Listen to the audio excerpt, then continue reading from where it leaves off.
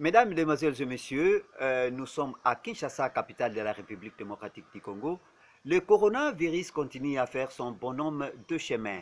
Selon les sources proches du gouvernement, il y a bien des personnes qui ont été guéries et atteintes et guéries, et malheureusement, le nombre continue à monter, le nombre de victimes augmente.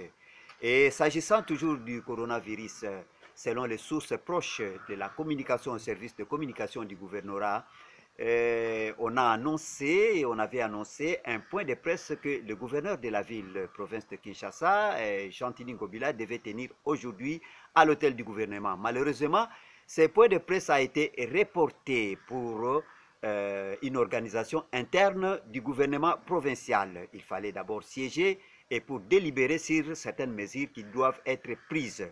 Et l'ordre du jour affiché, selon la cellule de communication du gouvernorat, 3 points, à savoir les ports de cache-nez, il faut une sensibilisation tout azimut.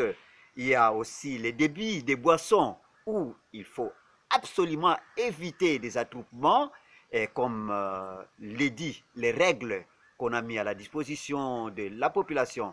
Mais, et le comme Sabiso, ils allaient être société brassicole. Tout le monde attend, nous sommes tout cas, les cas, ils ont continué à déposer ma boisson. Alors on va se demander, est-ce que c'est l'économie aussi qui est en train de périr quelque part? Parce que nous avons les responsables des débits des boissons et les sociétés brassicoles, nous savons que ces sociétés-là mettent quelque chose dans la bourse de l'État. Et il y a la psychose qui continue à rôder et qui continue à augmenter dans les chefs de la population quinoise. D'ailleurs, nous sommes là, nous sommes en train de rôder aux alentours du centre-ville, c'est-à-dire aux alentours de Lagombe, commune de Lagombe. Pas d'accès pour au moins ceux qui habitent les autres communes. Et il y a une psychose qui est en train de gagner la population quinoise. Parents au babimaka na ville qui a teki moi et lokonaye tout ça a ramené quelque chose dans Dako. Et maintenant batuana bazubi malisuzute, ils doivent passer toute la journée à la maison avec les enfants, et alors on se demande, même ceux qui ont eu des provisions, on se demande vraiment de vivre ndenge nini. En attendant la mesure, la levée de cette mesure, la population au moins quinoise est vraiment dans une psychose. C'est comme ça que nous avons voulu vous informer de ce qui se passe aujourd'hui et de quelques informations tant à la ville de Kinshasa. On parle de psychose, mais on parle aussi des chauffeurs taxi. Les chauffeurs de taxi qui sont exposés parce qu'on ne sait pas comment mettre les chauffeurs taxi en quarantaine. Les motocyclistes, c'est-à-dire ceux qui conduisent les motos, et aussi ils sont exposés parce qu'à tout moment, ils sont en contact avec les personnes dont le statut sérologique ne sont pas connus. Et tout ça sont des sérieux problèmes. Nous pensons vraiment à une liste d'informations que nous allons mettre à votre disposition les jours qui viennent, notamment sur l'installation de l'état des droits en République démocratique du Congo. Comme vous apprenez, il y a interpellation d'un ministre, interpellation de l'un et l'autre.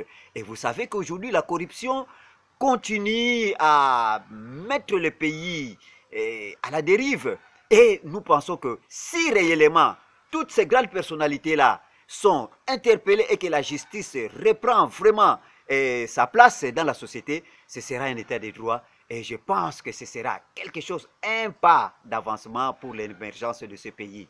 Alors nous allons vous en parler, mesdames, mesdemoiselles, mesdames, messieurs. Il y a la psychose aujourd'hui.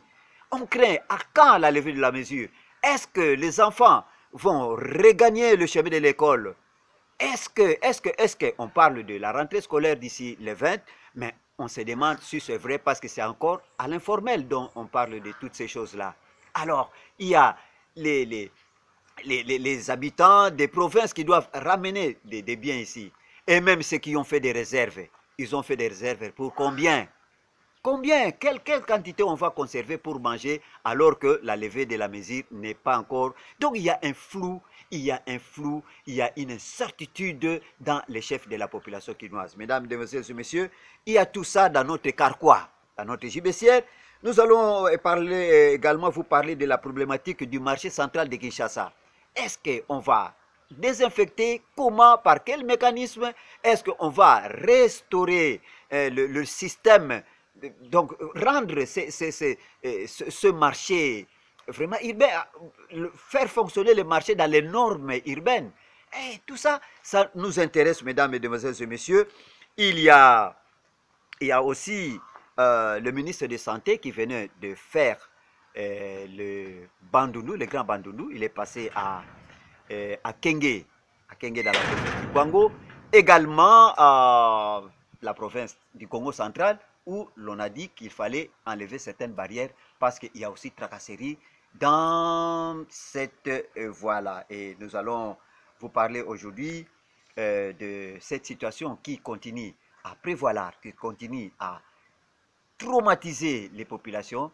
Et vous savez que vraiment, ma famille est Zananzala. Alors nous parlons de la recrudescence du banditisme urbain.